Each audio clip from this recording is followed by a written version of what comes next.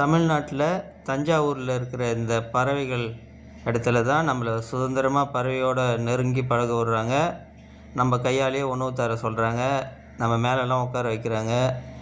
மற்ற எங்கேயும் இந்த மாதிரி கிடையாது. இந்த மாதிரி எங்கேயாவது ஒரு இடத்துல ஒரு பறவைக்கு உணவு தரணுன்னா கூட 500 கிட்ட வசூல் பண்ணுறாங்க. இங்கே பைசாவும் ரொம்ப கம்மி தான். ரொம்பவும் நம்ம பாருங்கள், இந்த மாதிரி குட்டி வாத்துக்கெலாம் நம்ம கையாலே உணவு தரலாம். அது நம்ம மனசுக்கு ரொம்ப நிறைவாக இருக்குது. ரொம்ப சந்தோஷமாக இருக்குது இந்த இடம் போயிட்டு வந்தது. எப்பயுமே இந்த மாதிரிங்க நம்ம தோல் மேலேயே உட்கார வைக்கிறது, தொலைவாக இருந்து பார்க்குறோம். எப்பயுமே இப்போ நெருக்கமாக இருக்கிறது ரொம்ப பார்க்குறதுக்கு ரொம்பவும் மனசுக்கு நிறைவாக இருக்குது இந்த இடம் போயிட்டு வந்தது. எப்பயும் என் பதிவில் ஒரு சின்ன காமெடி இருக்கும். காமெடிக்காக பின்வரும் பதிவு.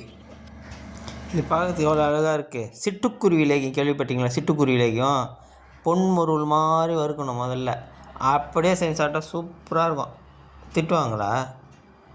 அப்போனா யாருக்கும் தெரியாமல் அப்படியே அடி வயிற்றுல வச்சுன்னு எடுத்துன்னு ஓடிட வேண்டியது தான்.